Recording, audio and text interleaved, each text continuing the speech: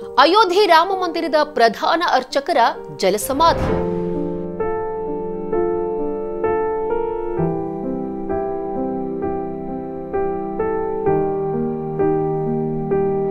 ಪಾರ್ಥಿವ ಶರೀರವನ್ನ ನದಿಗೆ ಯಾಕೆ ಹಾಕಲಾಗುತ್ತೆ ಗೊತ್ತಾ? ಯಾರನ್ನೆಲ್ಲ ಜಲಸಮಾಧಿ ಮಾಡಲಾಗುತ್ತೆ? ಹಿಮಾಲಯದ ತಪ್ಪಲಿನಲ್ಲಿರುವ ನದಿಗಳ ವಿಶೇಷತೆ ಏನು? ಈ ಹಿಂದೆಯೂ ಕೂಡ ಸ್ವಾಮೀಜಿಗಳನ್ನ ಜಲಸಮಾಧಿ ಮಾಡಲಾಗಿತ್ತು. ನದಿಯ ಮಧ್ಯವೇ ಹೋಗಿ ಪಾರ್ಥಿವ ಶರೀರವನ್ನ ಹಾಕೋದ್ರ ಹಿಂದೆಯೂ ಒಂದು ಕಾರಣ ಇದೆ. ನಮಸ್ಕಾರ ವೀಕ್ಷಕರೇ.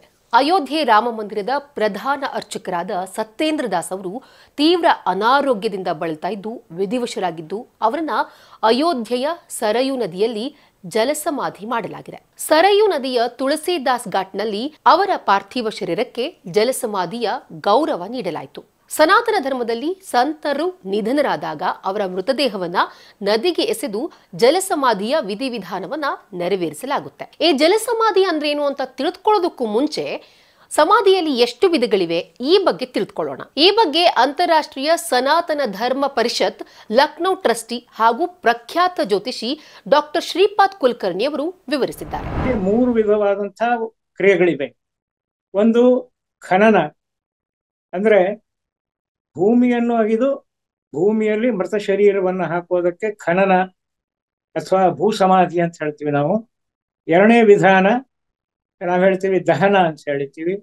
ದಹನ ಅಂದ್ರೆ ಮೃತ ಶರೀರವನ್ನ ಅಗ್ನಿಗೆ ಸಮರ್ಪಿಸಿ ಅದನ್ನ ಸಂಸ್ಕಾರ ಮಾಡೋದು, ಅದನ್ನ ಅಂತ್ಯ ಸಂಸ್ಕಾರದ ಎರಡನೇ ವಿಧಾನ.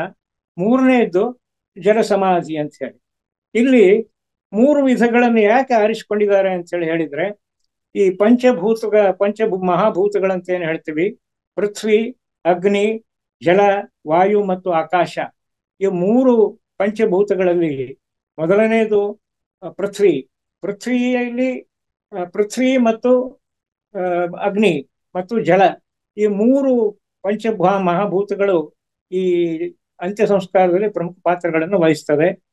ಇದರಲ್ಲಿ ಸಾಮಾನ್ಯವಾಗಿ ಈ ಇದೇನು ನಾವು ಹೇಳ್ತೀವಿ ಖನನ ಮತ್ತು ದಹನ ಸಂಸ್ಕಾರಗಳನ್ನ ಗೃಹಸ್ಥರಿಗಾಗಿ, ಸಾಮಾನ್ಯ ಜನರಿಗಾಗಿ ವಿಶೇಷವಾಗಿ ಬಳಸಲಾಗ್ತಾ ಇದೆ. ಅಷ್ಟಕ್ಕೂ ಜಲಸಮಾಧಿ ಅಂದ್ರೇನು, ಅದರ ವಿಶೇಷತೆ ಏನು, ಯಾರಿಗೆ ಜಲಸಮಾಧಿಯನ್ನ ಮಾಡಲಾಗುತ್ತೆ, ಅವೆಲ್ಲದರ ಕುರಿತ ವಿವರಣೆ ಇಲ್ಲಿದೆ. ಜಲಸಮಾಧಿ ಅಂದ್ರೆ ಮೃತ ಶರೀರವನ್ನ ನೀರಿನಲ್ಲಿ ಬಿಡೋದು ಅಂತ ಒಂದು ಅರ್ಥ. ಸಾಮಾನ್ಯವಾಗಿ ಸನಾತನ ಸಂಪ್ರದಾಯದಲ್ಲಿ ಅಂತ್ಯೇಷ್ಟಿ ಕಾರ್ಯಕ್ರಮ ಅನ್ನೋದು, ಅಥವಾ ನಾವು ಏನ್ ಹೇಳ್ತೀವಿ ಅಂತ್ಯ ಸಂಸ್ಕಾರ ಅನ್ನೋದು ಏನಿದೆಯಲ್ಲ, ಬಹಳ ಪ್ರಮುಖವಾದಂತಹ ಒಂದು ಸಂಸ್ಕಾರ. ಆದ್ರೆ ಈ ಜಲಸಮಾಧಿ ಅನ್ನುವಂಥದ್ದು ಒಂದು ವಿಶೇಷ ಏನು ಅಂತ ಹೇಳಿದರೆ, ಈ ಸನ್ಯಾಸಿಗಳಿಗೆ ಮತ್ತು ಯತಿಗಳಿಗೆ ಮಾಡುವಂತಹ ಒಂದು ಅಂತ್ಯ ಸಂಸ್ಕಾರದ ಕ್ರಿಯೆ ಅದು. ಸಾಮಾನ್ಯವಾಗಿ ಈ ಕ್ರಿಯೆ ಉತ್ತರ ಭಾರತದಲ್ಲಿ ಹೆಚ್ಚು ಪ್ರಚಲಿತದಲ್ಲಿದೆ. ಯಾಕೆ ಅಂತ ಹೇಳಿದ್ರೆ, ಅಲ್ಲಿ ಹಿಮಾಲಯದ ತಪ್ಪಲಿನಲ್ಲಿ ಏನು ಉಗಮ ಆಗ್ತವ ನದಿಗಳು, ಆ ನದಿಗಳು ಪ್ರವಾಹದಲ್ಲಿ ಈ ಅಂತ್ಯ ಸಂಸ್ಕಾರವನ್ನ ನೆರವೇರಿಸಲಾಗ್ತದೆ. ಜಲಸಮಾಧಿಗೂ ಮುನ್ನ ಯತಿಗಳಿಗೆ ಮಾಡಬೇಕಾದ ಪೂಜೆ ಪುನಸ್ಕಾರಗಳನ್ನ ಸಲ್ಲಿಸಲಾಗುತ್ತೆ. ನಂತರ ನದಿಗೆ ಅವರ ಪಾರ್ಥಿವ ಶರೀರವನ್ನ ಬಿಡಲಾಗುತ್ತೆ. ಇನ್ನು ಹಿಮಾಲಯದ ತಪ್ಪಲಿನಲ್ಲಿ ಹುಟ್ಟುವಂತಹ ನದಿಗಳಿಗೆ ಅವುಗಳದ್ದೇ ಆದಂತಹ ಒಂದು ವಿಶೇಷತೆ ಇರುತ್ತೆ.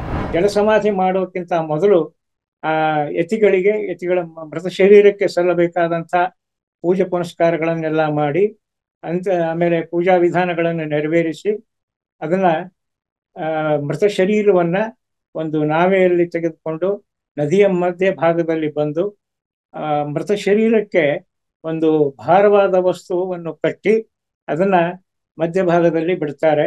ಇದರಿಂದ ಆ ಶರೀರ ನದಿಯ ತಳವನ್ನು ಸೇರ್ತದೆ. ತಳವನ್ನು ಸೇರಿದಾಗ ಅಲ್ಲಿ ಅದು ಒಂದು ಜಲಚರಗಳಿಗೆ ಆಹಾರವೂ ಆಗ್ತದೆ. ಮತ್ತೆ ಇನ್ನೊಂದು ವಿಶೇಷ ಏನು ಅಂತ ಹೇಳಿದ್ರೆ, ಹಿಮಾಲಯ ತಪ್ಪಲುಗಳಲ್ಲಿ ಬೆಳೆದು ಹರಿದು ಬರುವಂತಹ ನದಿಗಳಲ್ಲಿ ಒಂದು ಔಷಧೀಯ ಗುಣ ಏನಿರ್ತದೆ ಅಂತ ಹೇಳಿದ್ರೆ, ನಮ್ಮ ಅಸ್ಥಿ ಪಂಜರವನ್ನ ಅದು ಪೂರ್ತಿಯಾಗಿ ಕರಗಿಸಿ ಬಿಡುವಂತಹ ಒಂದು ಅದ್ಭುತವಾದಂತಹ ಶಕ್ತಿಯನ್ನು ಹೊಂದಿರ್ತದೆ.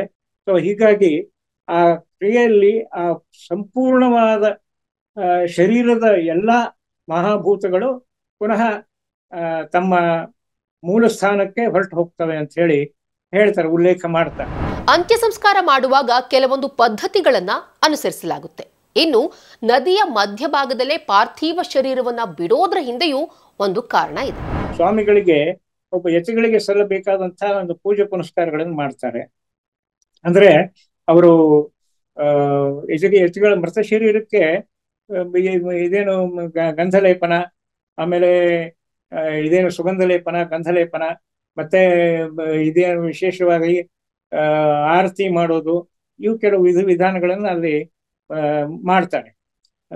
ಅಂದ್ರೆ ಮೃತ ಶರೀರಕ್ಕೆ ಅವರು ಜೀವಂತವಾಗಿರುವಾಗ ಯಾವ ರೀತಿಯ ಒಂದು ಪೂಜೆ ಪುನಸ್ಕಾರಗಳನ್ನು ಮಾಡಬೇಕೋ ಅದೇ ರೀತಿಯಾಗಿ ಪೂಜೆ ಪುನಸ್ಕಾರಗಳನ್ನು ಮಾಡಿ ಅವರನ್ನ ಬೀಳ್ಕೊಡುವಂತಹ ಒಂದು ವಿಧಾನ ಅದು. ಅದಾದ ಮೇಲೆ ಆ ಮೃತ ಶರೀರವನ್ನ ನದಿಯ ಮಧ್ಯ ಭಾಗಕ್ಕೆ ಏಕೆ ಬಿಡ್ತಾರೆ ಅಂತ ಹೇಳಿದ್ರೆ, ಸಾಮಾನ್ಯವಾಗಿ ನದಿಯ ಮಧ್ಯ ಭಾಗದಲ್ಲಿ ಆ ನೀರಿನ ಹರಿವು ಆಳವಾಗಿರ್ತದೆ. ಆಳವಾಗಿರೋದ್ರಿಂದ ಮತ್ತೆ ಅಲ್ಲಿ ಭಾರವಾದ ವಸ್ತುವನ್ನು ದೇಹಕ್ಕೆ ಕಟ್ಟಿ ಬಿಡುವುದರಿಂದ ಅದು ಸಂಪೂರ್ಣವಾಗಿ ಇದೇನು ಕದಲದಂತೆ ಭೂಮಿಯನ್ನು ಸೇರುವುದರಿಂದ ಅಲ್ಲಿ ಇದೇನು ಜಲಚರಗಳು ಅದನ್ನ ಬೇರೆ ಕಡೆ ತೆಗೆದುಕೊಂಡು ಹೋಗೋದಾಗ್ಲಿ ಅಂತ ಒಂದು ಅಹಿತಕರ ಘಟನೆಗಳು ಯಾವ ನಡೆಯುವುದಿಲ್ಲ. ಅದು ಪೂರ್ತಿಯಾಗಿ ಮಧ್ಯಭಾಗದಲ್ಲೇ ಬಿಡುವುದರಿಂದ ಆಳದಲ್ಲಿ ಇರುವಂತಹ ಆ ನೀರಿನಲ್ಲಿರುವಂತಹ ಒಂದು ಔಷಧೀಯ ಶಕ್ತಿ ಏನಿರ್ತದೆ ಅದರಿಂದ ದೇಹ ಕರಗಿ ಹೋಗ್ತದೆ. ಸನ್ಯಾಸಿ ಯತಿಗಳನ್ನ ಸಂತರನ್ನ ಈ ರೀತಿ ಜಲಸಮಾಧಿ ಮಾಡಲಾಗುತ್ತೆ. ಈ ಹಿಂದೆ ಋಷಿಕೇಶ ಹಾಗೂ ಹರಿದ್ವಾರದಲ್ಲಿ ಇದೇ ರೀತಿ ಸ್ವಾಮೀಜಿಗಳನ್ನ ಜಲಸಮಾಧಿ ಮಾಡಲಾಗಿತ್ತಂತೆ. ನನಗೆ ಗೊತ್ತಿರೋ ಹಾಗೆ ಋಷಿಕೇಶದಲ್ಲಿರುವಂತಹ ಡಿವೈನ್ ಲೈಫ್ ಸೊಸೈಟಿ, ದಿವ್ಯ ಜೀವನ ಸಂಘ, ಅದರ ಮೊದಲನೇ ಅಧ್ಯಕ್ಷರು ಸ್ವಾಮಿ ಶಿವಾನಂದರು, ಎರಡನೇ ಅವರು ಸ್ವಾಮಿ ಚಿದಾನಂದ ಮಹಾರಾಜರು. ಚಿದಾನಂದ ಮಹಾರಾಜರು ಅವರು ತಮ್ಮ 90ನೇ ವಯಸ್ಸಿನಲ್ಲಿ ದೇಹವನ್ನು ಬಿಟ್ಟಾಗ ಆ ಶರೀರವನ್ನ ಜಲಸಮಾಧಿ ಮಾಡಿದರು.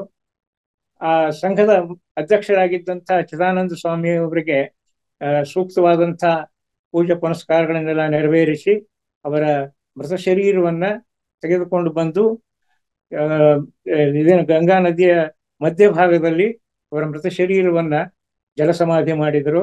ಇದು ನಾವು ಪ್ರತ್ಯಕ್ಷವಾಗಿ ನೋಡಿರುವಂತಹ ಒಂದು ಅಂತ್ಯ ಸಂಸ್ಕಾರ. ಅಲ್ಲಿ ನನಗೆ ಗೊತ್ತಿರುವ ಹಾಗೆ ಬಹಳಷ್ಟು ಜನಗಳ ಇದೇನು ಸನ್ಯಾಸಿಗಳ ಶರೀರವನ್ನ ಜಲಸಮಾಧಿ ಮಾಡುವಂತ ಒಂದು ಸಂಪ್ರದಾಯ ಋಷಿಕೇಶ ಮತ್ತು ಹರಿದ್ವಾರಗಳಲ್ಲಿ ವಿಶೇಷವಾಗಿ ಕಂಡು ಬರ್ತದೆ.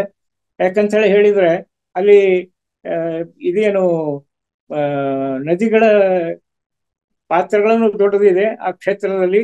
ಮತ್ತೆ ಜಲಸಮಾಧಿ ವಿಶೇಷವಾಗಿ ಅದನ್ನ ಯತಿಗಳಿಗೆ ಮತ್ತು ಸನ್ಯಾಸಿಗಳಿಗೆ ಇದನ್ನ ಮಾಡಿರ್ತಾರೆ, ವಿಶೇಷವಾಗಿ ಅದನ್ನ ಉಪಯೋಗ ಮಾಡ್ತಾರೆ. ಯಾವ ರೀತಿ ಸಂತರನ್ನ ಯತಿಗಳನ್ನ ಜಲಸಮಾಧಿ ಮಾಡಲಾಗುತ್ತೋ ಅದೇ ರೀತಿ ಅಯೋಧ್ಯೆಯ ಪ್ರಧಾನ ಅರ್ಚಕರನ್ನು ಕೂಡ ಜಲಸಮಾಧಿ ಮಾಡಲಾಗಿದೆ. ಆಮೇಲೆ ಇನ್ನು ಕೆಲವರು ಅಖಂಡ ಬ್ರಹ್ಮಚಾರ್ಯರ ವ್ರತವನ್ನೇ ಪಾಲಿಸಿಕೊಂಡು ಬಂದಿರ್ತಾರೆ. ಅವರನ್ನ ನಾವು ಸಾಮಾನ್ಯ ಭಾಷೆಯಲ್ಲಿ ಸಂತರು ಅಂತ ಹೇಳಿ ಕರಿತೀವಿ. ಅಂಥ ಸಂತರಿಗೂ ಕೂಡ ಇದೇ ರೀತಿಯಾದಂತಹ ಜಲಸಮಾಧಿಯನ್ನ ಮಾಡುವಂತಹ ಒಂದು ಸಂಪ್ರದಾಯ ಪರಿಪಾಠವು ಕೂಡ ಇದೆ. ಇದನ್ನೇ ಈಗ 2 ದಿನಗಳ ಹಿಂದೆ ಭರ್ತರಾದಂಥ ಅಯೋಧ್ಯೆಯ ಶ್ರೀರಾಮ ದೇವಸ್ಥಾನದ ಪ್ರಧಾನ ಅರ್ಚಕರು ಅವರನ್ನ ಸರಿಯು ನದಿಯಲ್ಲಿ ಜಲಸಮಾಧಿ ಮಾಡಿದರು ಅನ್ನುವಂಥ ಒಂದು ದೃಶ್ಯವನ್ನ ನಾವು ನೋಡಿದ್ದೇವೆ. ಅದು ಅವರಿಗೆ ಕೊಟ್ಟಂಥ ಒಂದು ಸೂಕ್ತವಾದಂಥ ಅಂತಿಮ ಸಂಸ್ಕಾರ, ಅಂತ್ಯೇಷ್ಟಿ ಕ್ರಿಯೆ ಅದು. ಈ ರೀತಿಯಾಗಿ 3 ಪಂಚಮಹಾಭೂತಗಳು ಅಂದ್ರೆ ಪೃಥ್ವಿ, ಅಗ್ನಿ ಮತ್ತು ಜಲ, ಇವು 3 ಅಂತಿಮ ಸಂಸ್ಕಾರದಲ್ಲಿ ಪ್ರಮುಖ ಪಾತ್ರಗಳನ್ನೆಲ್ಲ ವಹಿಸ್ತವೆ. ವಾಯು ಮತ್ತು ಆಕಾಶ ಇವು 2 ಪಂಚಮಹಾಭೂತಗಳು ಆ ಕ್ರಿಯೆಯನ್ನ ಮುಂದುವರಿಸಿಕೊಂಡು ಹೋಗ್ತದೆ ಅಂತ. ಅಂದ್ರೆ ಈ 3 ಪಂಚಮಹಾಭೂತಗಳು ಮಾಡುವಂತಹ ಕ್ರಿಯೆಗೆ ಪೂರಕವಾಗಿ ಅವು ಕೆಲಸವನ್ನ ನಿರ್ವಹಿಸ್ತವೆ. ಸೊ ಈ ಸನ್ಯಾಸ ಅನ್ನುವುದು ಬಹಳ ಮುಖ್ಯವಾದಂತಹ ಒಂದು ಸನಾತನ ಸಂಪ್ರದಾಯದ ಒಂದು ಇದು ಒಂದು ಘಟ್ಟ. ಇದನ್ನ ವಿಶೇಷವಾಗಿ ಅವರಿಗೋಸ್ಕರನೇ ಈ ಜಲಸಮಾಧಿಯನ್ನ ಮಾಡುವಂತಹ ಒಂದು ಕ್ರಿಯೆ ಪ್ರಚಲಿತದಲ್ಲಿ. ಇನ್ನು ಈ ರೀತಿ ಜಲಸಮಾಧಿ ಪ್ರತೀತಿ ಕೇವಲ ಉತ್ತರ ಭಾರತದಲ್ಲಿ ಮಾತ್ರ ಇದೆ. ದಕ್ಷಿಣ ಭಾರತದಲ್ಲಿ ಈ ರೀತಿ ಸಂಪ್ರದಾಯ ಇಲ್ಲ.